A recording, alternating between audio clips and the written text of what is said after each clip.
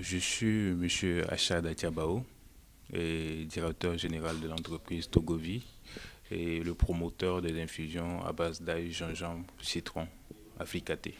J'ai commencé quand j'étais en deuxième année d'informatique. Euh, j'ai commencé par m'approcher des gens euh, pour les présenter un peu ce que je savais faire en matière de conception, administration de sites web. Et là, j'ai très tôt décroché quelques marchés.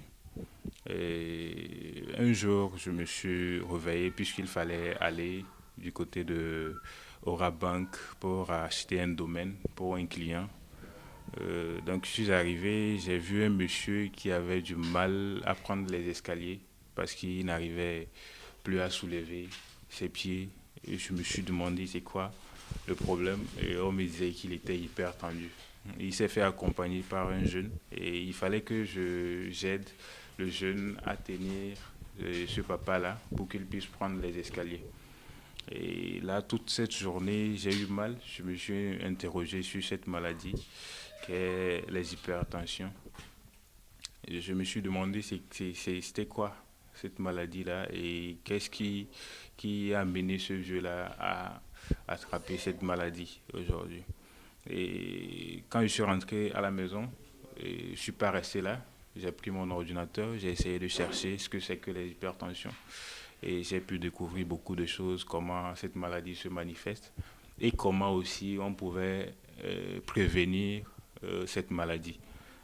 Et dans les préventions, j'ai constaté qu'il y avait un ingrédient qui revenait toujours. Et cet ingrédient, c'était l'ail. Et je me suis dit, mais si l'ail pouvait nous permettre de résoudre ce problème, pourquoi ce monsieur-là, ou bien pourquoi ces gens-là qui souffrent de ces maladies ne le consomment pas? Ou mieux encore, pourquoi on ne le conseille pas pour nous les jeunes, pour les enfants, pour pouvoir éviter, pour nous permettre d'éviter cette maladie quand on sera aussi âgé comme ce papa que je venais de voir. Et là, il fallait, pour trouver des réponses à ces inquiétudes, il fallait que je m'approche des personnes qui souffrent déjà de cette maladie et de quelques parents aussi. Et là, j'ai pu comprendre que ces parents-là connaissaient ce que c'est que l'ail, mais ils ne le consommaient pas.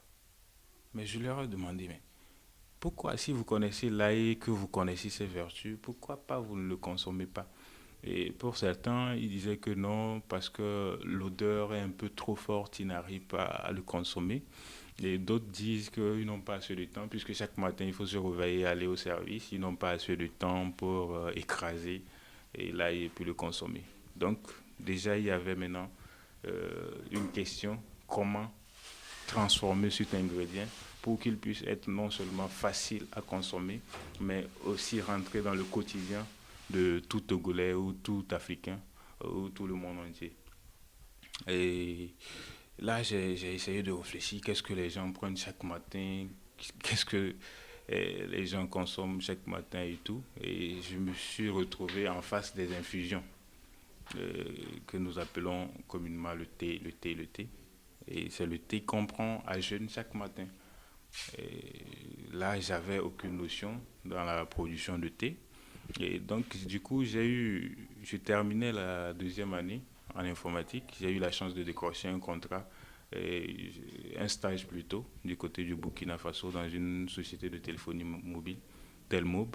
Et quand je suis arrivé au Burkina, et les soirées après les stages, après mon stage, je passais mon temps dans une structure de production de thé, Safari, où j'ai pu apprendre comment produire du thé. Donc après mon stage, quand je suis revenu au Togo, c'est là que je me suis lancé dans le côté transformation. Je suis allé sur la formation avec le FAEJ. Après le FAEJ, j'ai pas croisé les bras. Donc je me suis lancé dans la transformation de cet ingrédient-là qui a donné ce thé que vous voyez ici présent. Les difficultés, il y en a toujours. On ne peut pas se passer des difficultés, surtout dans le domaine entrepreneurial. Mais il faut savoir transformer ces difficultés en réussite. Donc c'est ce que moi j'ai su faire d'ailleurs. Sinon j'allais démissionner depuis. Puisque ce n'est pas évident que quelqu'un qui a un parcours informatique, du coup, on lui voit dévier vers la transformation. Au début, et avec mes camarades, les parents, ça n'a pas été facile. Euh, Ils ne savaient pas ce que je voyais, mais moi, je voulais faire profiter hein, les vertus de cet ingrédient-là à toute la population. C'était ça mon objectif. J'ai commencé par entreprendre avant de connaître le FAEJ. Présentement, ce que nous avons sur le terrain comme produit, c'est du thé en infusion, au fait, fait à base d'ail, gingembre, citron, que vous pouvez voir ici. Euh, En dehors de ça, nous sommes aussi dans la prestation de services en informatique. Et bientôt, je pense d'ici fin février, nous allons lancer un produit sur le marché, une application qui va permettre à la population togolaise et africaine désormais de s'orienter mieux. Voilà, puisque nous avons constaté qu'il y a aussi un problème d'orientation dans notre parcours. Donc nous sommes en train de mettre en place une application qui va permettre désormais même les enfants déjà du groupe humain déjà de pouvoir commencer par s'orienter et de découvrir les secteurs qu'ils peuvent peut-être embrasser quand ils seront grands.